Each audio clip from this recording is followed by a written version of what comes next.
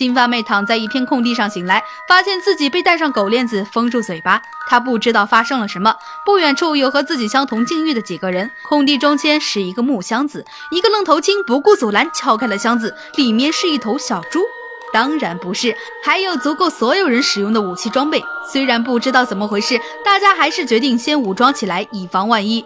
金发妹在地上发现一把钥匙，大家相互帮对方打开狗链。白人胖子给金发妹一把手枪，还是金发哥比较贴心，教金发妹使用。这男人一脸主角相。突然传来枪声，有人在狙击他们。金发妹被爆了头，看来她不是女主。金发哥只好去帮别的妹子。有人拿枪发起冲锋，领了盒饭。另一个妹子向远处逃窜时掉进了陷阱，金发哥把妹子拉了出来，然后踩了炸弹。看来他也不是主角。胡子哥跑到栅栏旁，在这里遇到同样逃出来的伙伴。几人一合计，他们呀都在网上发过关于精英阶层在庄园猎杀平民取乐的言论，看来这件事是真的。他带领大家翻过去，期间追兵赶到，一个伙伴中箭，小伙伴很倔强，硬要回去吃份盒饭。胡子哥三人来到一家小型加油站，拿枪挟持了这里的一对老夫妻。老夫妻不清楚发生了什么，告诉他们这里是阿肯色州，自己有儿有女有孙子，求他们放过自己。胡子哥拿起电话报警，说自己正在被人追杀，让警察追踪电话的定位赶过来。三人知道警察正在支援过来，松了口气，开始吃东西补充能量。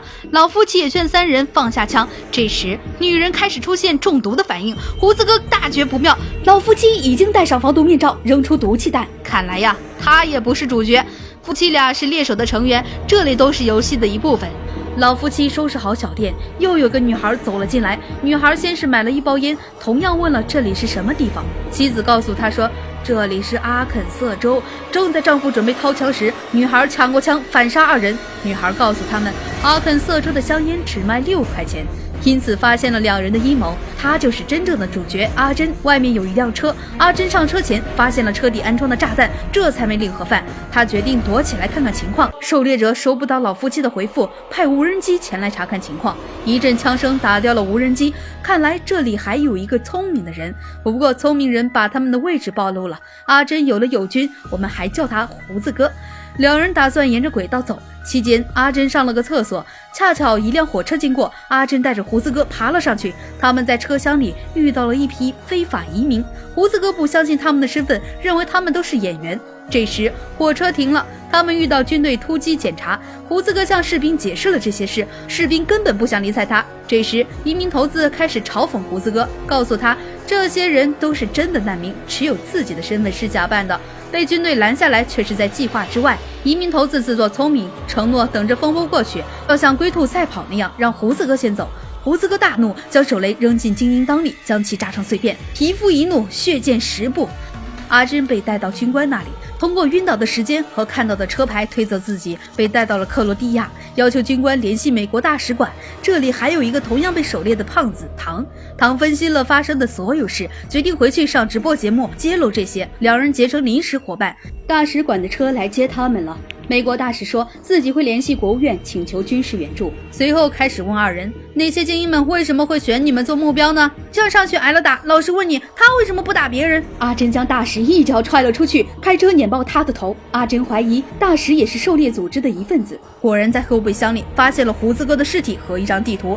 现在11个猎物只剩下阿珍和唐。阿珍不相信任何人，他给唐讲了龟兔赛跑的故事。兔子因为自大输掉了比赛，乌龟在家里告诉他的小乌龟们他是如何成功的，永放弃，坚持到底。这时兔子闯了进来，杀光乌龟全家，吃光乌龟的晚餐。兔子永远都是赢家。这时他们看到开头箱子里的那只小猪，两人有了一个计划。他们来到精英们的巢穴，唐把小猪扔下去吸引火力，阿珍冲进来解决掉所有人。这个壮汉是后备军人，在这里作为军事顾问，被阿珍轻松解决。为何阿珍这么屌？唐责怪阿珍没有留下活口，好问出点什么线索。对讲机突然开始叫唐的名字，难道唐也是狩猎者扮演的？阿珍杀了他。阿珍没有选择逃走，而是要前去寻找真正的幕后凶手。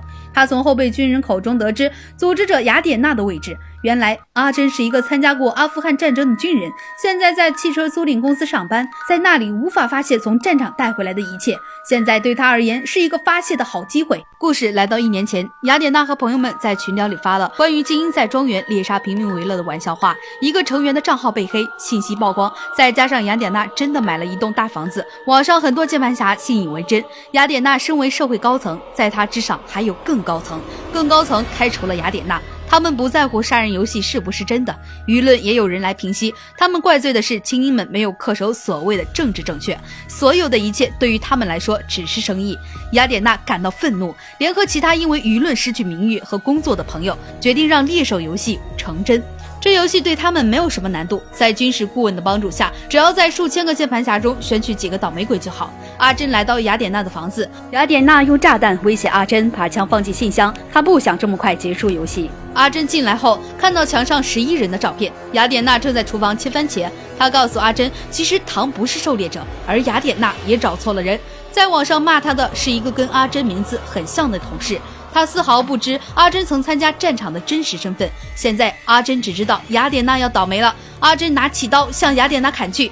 雅典娜作为社会精英，接受过专业的格斗训练，两人缠斗在一起，阿珍好久没有这么爽过了。两人从屋里打到屋外，屋外又打到屋里，你捅我一刀，我还你一刀，最终用搅拌机的刀片相互捅，双双倒地。不过阿珍没有伤到要害，门口出现了故事里的兔子。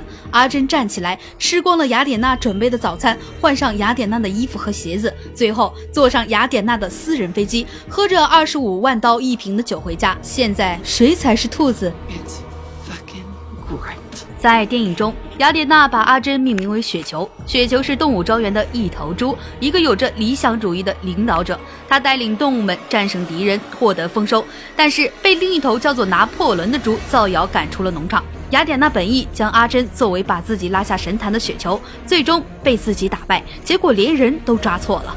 这是一场圣母婊和键盘侠的战争，有着极敏感的内核，用喜剧和动作的形式将其掩饰。